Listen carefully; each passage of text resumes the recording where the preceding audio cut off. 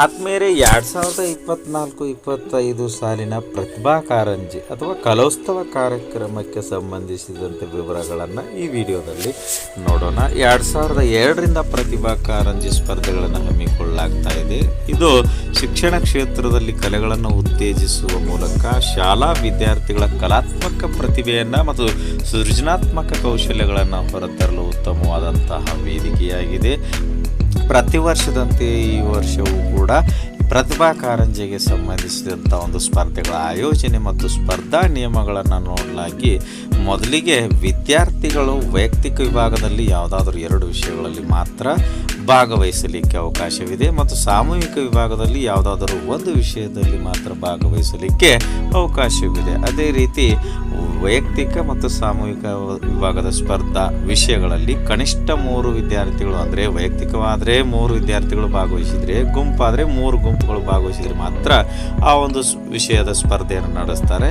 ಅದಕ್ಕಿಂತ ಕಡಿಮೆ ವಿದ್ಯಾರ್ಥಿಗಳು ಅಥವಾ ಗುಂಪು ಭಾಗವಹಿಸಿದರೆ ಆ ಸ್ಪರ್ಧೆಯನ್ನು ನಡೆಸಲಾಗುವುದಿಲ್ಲ. ಇನ್ನುಳಿದಂತೆ ಚಿತ್ರಕಲೆ ಆಗಿರ್ಬೋದು, ಜಾನಪದ ನೃತ್ಯ, ಕೋಲಾಟ, ಕ್ಲೇ ಮಾಡಲಿಂಗ್, ರಂಗೋಲಿ, ಈ ಒಂದು ಸ್ಪರ್ಧೆಗಳಿಗೆ ಬೇಕಾಗ್ತಕ್ಕಂತಹ ವಸ್ತುಗಳನ್ನು ಸ್ಪರ್ಧಾಳುಗಳೇ ತರಬೇಕಾಗ್ತದೆ. ನೆಕ್ಸ್ಟು ಈ ಒಂದು 1ರಿಂದ 4ನೇ ತರಗತಿ ವೈಯಕ್ತಿಕ ಸ್ಪರ್ಧೆಗಳನ್ನು ನೋಡಲಾಗಿ ಒಟ್ಟು 20 ವೈಯಕ್ತಿಕ ಸ್ಪರ್ಧೆಗಳಿವೆ. ಕಂಠಪಾಠ ಸ್ಪರ್ಧೆಯಲ್ಲಿ ಕನ್ನಡ, ಇಂಗ್ಲಿಷ್, ಹಿಂದಿ, ಸಂಸ್ಕೃತ, ಉರ್ದು, ಮರಾಠಿ, ತೆಲುಗು, ತಮಿಳು, ತುಳು, ಕೊಂಕಣಿ ಭಾಷೆಗಳಿವೆ. ಈ ಎಲ್ಲ ಒಂದು ಭಾಷೆಗಳ ಸ್ಪರ್ಧೆಗಳ ಸಂಖ್ಯೆ 10 ಆಯಿತು. ಒಂದು ಸ್ಪರ್ಧೆಗೆ ವಿಜೇತರ ಸಂಖ್ಯೆ 3, ಅಂದರೆ ಪ್ರಥಮ, ದ್ವಿತೀಯ, ತೃತೀಯ ಅಂತ. ಸೊ 10 ಒಂದು ಸ್ಪರ್ಧೆಗಳ ಸಂಖ್ಯೆಯಲ್ಲಿ ವಿಜೇತರ ಸಂಖ್ಯೆ 30 ಆಗ್ತದೆ. ನೆಕ್ಸ್ಟು ಧಾರ್ಮಿಕ ಪಠಣ ಇರುತ್ತದೆ. ಇದರಲ್ಲಿ 2 ಬರ್ತದೆ, ಸಂಸ್ಕೃತ ಮತ್ತು ಅರೇಬಿಕ್. ಸಂಸ್ಕೃತದಲ್ಲಿ ವಿಜೇತರು 3, ಅರೇಬಿಕ್ನಲ್ಲಿ 3 ವಿಜೇತರನ್ನು ಆಯ್ಕೆ ಮಾಡಲಾಗ್ತದೆ. ಒಟ್ಟು ಆ ವಿಜೇತರ ಸಂಖ್ಯೆ 6 ಆಗ್ತದೆ. ಉಳಿದಂತೆ ದೇಶಭಕ್ತಿ ಗೀತೆ, ಛದ್ಮವೇಷ, ಕತೆ ಹೇಳುವುದು, ಚಿತ್ರಕಲೆ, ಅಭಿನಯ ಗೀತೆ, ಕ್ಲೇ ಮಾಡಲಿಂಗ್, ಭಕ್ತಿಗೀತೆ, ಆಶುಭಾಷಣ, ಈ ಒಂದು ವೈಯಕ್ತಿಕ ಸ್ಪರ್ಧೆಗಳಿಗೆ ಪ್ರತಿಯೊಂದು ಒಂದು ಸ್ಪರ್ಧೆಗೆ ವಿಜೇತರ ಸಂಖ್ಯೆಯನ್ನು 3 ವಿಜೇತರ ಸಂಖ್ಯೆ ಪ್ರಥಮ, ದ್ವಿತೀಯ, ತೃತೀಯದಂತೆ ಆಯ್ಕೆ ಮಾಡಲಾಗ್ತದೆ. ಹೀಗಾಗಿ ಒಟ್ಟು ಸ್ಪರ್ಧೆಗಳ ಸಂಖ್ಯೆ 20 ಆಯಿತು, ವಿಜೇತರ ಸಂಖ್ಯೆ 60 ಆಯಿತು. ಇದೇ ರೀತಿ 5ರಿಂದ 7ನೇ ತರಗತಿಗೆ ಸಂಬಂಧಿಸಿದಂತೆ ವೈಯಕ್ತಿಕ ಸ್ಪರ್ಧೆಗಳು 22 ಆಗ್ತದೆ. ಇಲ್ಲಿಯೂ ಕೂಡ ಕಂಠಪಾಠ ಇದೆ, ಬೇರೆ ಬೇರೆ ಭಾಷೆಗಳಿವೆ. ಕನ್ನಡ, ಇಂಗ್ಲಿಷ್, ಹಿಂದಿ, ಸಂಸ್ಕೃತ, ಉರ್ದು, ಮರಾಠಿ, ತೆಲುಗು, ತಮಿಳು, ತುಳು, ಕೊಂಕಣಿ ಸೇರಿ 10 ಭಾಷೆಗಳಿವೆ ಮತ್ತು ಸ್ಪರ್ಧೆಗಳ ಸಂಖ್ಯೆ 10 ಆಗ್ತದೆ.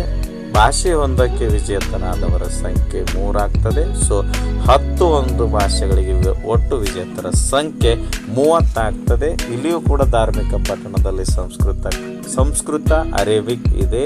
ವಿಜೇತರ ಸಂಖ್ಯೆ 6 ವಿಜೇತರನ್ನು ಆಯ್ಕೆ ಮಾಡಲಾಗ್ತದೆ.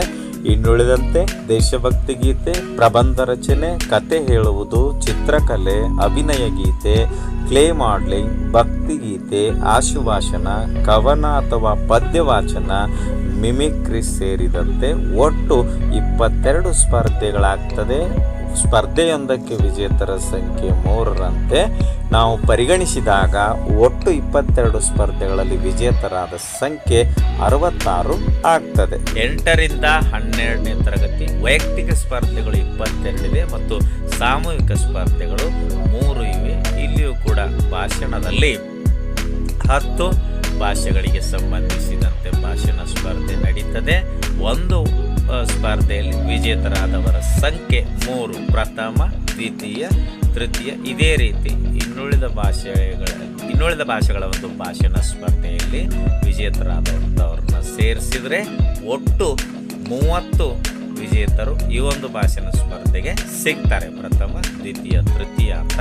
ಆಮೇಲೆ ಇಲ್ಲಿಯೂ ಕೂಡ ಧಾರ್ಮಿಕ ಪಠಣ ಇದೆ. ಸಂಸ್ಕೃತಕ್ಕೆ 1 ಸ್ಪರ್ಧೆ ಮತ್ತು ಅರೇಬಿಕ್ಗೆ ಇನ್ನೊಂದು ಸ್ಪರ್ಧೆ. ಒಟ್ಟು 1 ಸ್ಪರ್ಧೆಗೆ 3 ವಿಜೇತರು, 2 ಸ್ಪರ್ಧೆಗೆ 6 ವಿಜೇತರಾಗ್ತಾರೆ. ಒಟ್ಟು 23 ಸ್ಪರ್ಧೆಗಳಾಗ್ತದೆ. ಎಲ್ಲ ಸ್ಪರ್ಧೆಗಳ ವಿಜೇತರ ಸಂಖ್ಯೆಯನ್ನು ಗಣನೆಗೆ ತೆಗೆದುಕೊಂಡಾಗ 69 ವಿಜೇತರು ಆಗ್ತಾರೆ. ನೆಕ್ಸ್ಟು ಸಾಮೂಹಿಕ ವಿಭಾಗದಲ್ಲಿ ಜನಪದ ನೃತ್ಯ, ಕ್ವಿಜ್, ಕವ್ವಾಲಿ ಇರುತ್ತದೆ. ಸ್ಪರ್ಧೆಗಳ ಸಂಖ್ಯೆ 3, ವಿಜೇತರ ಸಂಖ್ಯೆ ಜಾನಪದ ನೃತ್ಯದಲ್ಲಿ 6, ಕ್ವಿಜ್ನಲ್ಲಿ 2 ಮತ್ತು ಕವ್ವಾಲಿಯಲ್ಲಿ 6. ಒಟ್ಟು 3 ಸ್ಪರ್ಧೆಗಳಿಂದ 14 ವಿಜೇತರನ್ನು ಆಯ್ಕೆ ಮಾಡಲಾಗ್ತದೆ. ಇನ್ನು ಸಂಘಟನಾ ಸಮಿತಿ ಯಾವುದೇ ಲೋಪದೋಷ ಆಗಬಾರದು. ಬ್ಲಾಕ್ ಹಂತದಲ್ಲಿ ಶಾಸಕರು, ಜಿಲ್ಲಾ ಹಂತದಲ್ಲಿ ಸಂಸದರು ಅಥವಾ ಉಸ್ತುವಾರಿ ಮಂತ್ರಿಗಳು ಅಥವಾ ಜಿಲ್ಲಾ ಮಂತ್ರಿಗಳು ಅಧ್ಯಕ್ಷರಾಗಿರುತ್ತಾರೆ. ರಾಜ್ಯ ಮಟ್ಟದ ಸಮಿತಿಯಲ್ಲಿ ಮಾನ್ಯ ಶಿಕ್ಷಣ ಸಚಿವರು ಅಧ್ಯಕ್ಷರಾಗಿರುತ್ತಾರೆ. ಆಯಾ ಹಂತದಲ್ಲಿನ ಪ್ರಧಾನ ಅಧಿಕಾರಿಗಳನ್ನು ಪ್ರತಿಷ್ಠಿತ ವ್ಯಕ್ತಿಗಳು ಸದಸ್ಯರಾಗಿರುವ ಈ ಒಂದು ಸಮಿತಿಗೆ ಬ್ಲಾಕ್ ಮಟ್ಟದಲ್ಲಿ ಪಿಇಒರವರು, ಜಿಲ್ಲಾ ಮಟ್ಟದಲ್ಲಿ DDPI ಅವರು ಮತ್ತು ರಾಜ್ಯ ಮಟ್ಟದಲ್ಲಿ ನಿರ್ದೇಶಕರು ಅನುಷ್ಠಾನಾಧಿಕಾರಿಗಳಾಗಿರುತ್ತಾರೆ. ವಿವಿಧ ಸಮಿತಿಗಳು ಇಲ್ಲಿ ಕ್ರಿಯಾಶೀಲ ವ್ಯಕ್ತಿಗಳನ್ನು ಒಳಗೊಂಡಂತಹ ಸಮಿತಿಗಳನ್ನು ರಚನೆ ಮಾಡಬೇಕಾಗ್ತದೆ. ಅಧ್ಯಕ್ಷರು, ಸದಸ್ಯರನ್ನು ನೇಮಕ ಮಾಡಬೇಕಾಗ್ತದೆ. ವಿವಿಧ ಸಮಿತಿಗಳಲ್ಲಿ ಸ್ವಾಗತ ಸಮಿತಿ, ಕ್ರಿಯಾ ಸಮಿತಿ, ಆಹಾರ ಸಮಿತಿ, ನೋಂದಣಿ ಸಮಿತಿ, ಮಕ್ಕಳ ಸುರಕ್ಷತೆ ಹಾಗೂ ರಕ್ಷಣಾ ಸಮಿತಿ, ಕಾನೂನು ಶಿಸ್ತು ಪಾಲನಾ ಸಮಿತಿ, ಸಾರಿಗೆ ಸಮಿತಿ, ವಸತಿ ಸಮಿತಿ, ರಂಗವೇದಿಕೆ, ಸಭಾಂಗಣ ಸಮಿತಿ, ತೀರ್ಪುಗಾರರ ಮಂಡಳಿ ಸಮಿತಿ, ಆರ್ಥಿಕ ಸಮಿತಿ, ಬೆಳಕು, ಧ್ವನಿವರ್ಧಕ, ತಾಂತ್ರಿಕ ನಿರ್ವಹಣಾ ಸಮಿತಿ, ಪ್ರಚಾರ ಸಮಿತಿ, ಇತರೆ ಅಗತ್ಯ ಸಮಿತಿಗಳನ್ನು ರಚಿಸಿಕೊಳ್ಳಬೇಕು. ಇನ್ನು ಪ್ರಚಾರಕ್ಕೆ ಸಂಬಂಧಿಸಿದಂತೆ ಒಂದು ಪ್ರತಿಭಾ ಕಾರಂಜಿ ಇರುವ ಬಗ್ಗೆ ದಿನಪತ್ರಿಕೆ, ಆಕಾಶವಾಣಿ, ವಿವಿಧ ಮಾಧ್ಯಮಗಳ ಮೂಲಕ ವ್ಯಾಪಕ ಪ್ರಚಾರವನ್ನು ಮಾಡುವುದು ಮತ್ತು ಈ ಒಂದು ಪ್ರತಿಭಾ ಕಾರಂಜಿಯ ಮಹತ್ವ ಮತ್ತು ಕಾರ್ಯಕ್ರಮ ನಡೆಯುವ ದಿನಾಂಕವನ್ನು ಮುಂಚೆಯೇ ಎಲ್ಲರಿಗೂ ತಿಳಿಸುವುದು. ಇದನ್ನು ಮಕ್ಕಳ ಹಬ್ಬವಾಗಿ ಆಚರಿಸುವಂತಹ ವಾತಾವರಣವನ್ನು ನಿರ್ಮಾಣ ಮಾಡುವುದು. ತೀರ್ಪುಗಾರರ ನೇಮಕವನ್ನು ನೋಡಲಾಗಿ ತೀರ್ಪುಗಾರರನ್ನು ಆಯಾ ಕ್ಷೇತ್ರದಲ್ಲಿ ಜ್ಞಾನ ಮತ್ತು ಅನುಭವವುಳ್ಳವರನ್ನು ತೀರ್ಪುಗಾರರನ್ನಾಗಿ ನೇಮಿಸಬೇಕು ಮತ್ತು ತೀರ್ಪುಗಾರರು ಸ್ಪರ್ಧಾರ್ಥಿಗಳ ಸಂಬಂಧಿಕರು ಆಗಿರಬಾರದು. ತೀರ್ಪುಗಾರರು ಗಮನಿಸಬೇಕಾದಂಥ ಅಂಶಗಳನ್ನು ಮತ್ತು ನೀಡಬೇಕಾದ ಅಂಕಗಳನ್ನು ಪಟ್ಟಿ ಮಾಡಿ ತೀರ್ಪುಗಾರರಿಗೆ ಮುಂಚಿತವಾಗಿ ವಿತರಿಸುವುದು. ಅದೇ ರೀತಿ ತೀರ್ಪುಗಾರಿಕೆಯು ಪಾರದರ್ಶಕವಾಗಿರಬೇಕು. ಶಾಲಾ ಹಂತದಲ್ಲಿ ಜುಲೈ 2024 ಶಾಲಾ ಹಂತದಲ್ಲಿ ಪ್ರತಿಭಾ ಕಾರಂಜಿಯನ್ನು ಹಮ್ಮಿಕೊಂಡು ಮುಕ್ತಾಯಗೊಳಿಸಿರಬೇಕು. ಕ್ಲಸ್ಟರ್ ಹಂತದಲ್ಲಿ ಆಗಸ್ಟ್ 2024 ಈ ಒಂದು ಪ್ರತಿಭಾ ಕಾರಂಜಿಯನ್ನು ಕಾರ್ಯಕ್ರಮ ಹಮ್ಮಿಕೊಳ್ಳಬೇಕು. ಬ್ಲಾಕ್ ಹಂತದಲ್ಲಿ ಸೆಪ್ಟೆಂಬರ್, ಜಿಲ್ಲಾ ಹಂತದಲ್ಲಿ ನವೆಂಬರ್ ಹಾಗೂ ರಾಜ್ಯ ಹಂತದಲ್ಲಿ ಡಿಸೆಂಬರ್ 2024 ಈ ಒಂದು ಪ್ರತಿಭಾ ಕಾರಂಜಿಯನ್ನು ಹಮ್ಮಿಕೊಳ್ಳಬಹುದು. ವಿಡಿಯೋ ಇಷ್ಟ ಆದರೆ ಲೈಕ್ ಮಾಡಿ, ಉಪಯುಕ್ತ ಅನಿಸಿದರೆ ಶೇರ್ ಮಾಡಿ.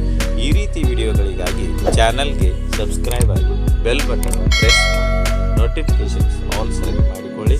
ನಾವು ಮಾಡೋ ವಿಡಿಯೋಗಳ ಅಪ್ಡೇಟ್ಸ್ ಪಡಿತಾ ಇದ್ದೀವಿ. Thanks for watching. ಧನ್ಯವಾದಗಳು. ವಂದೇ ಮಾತರಂ.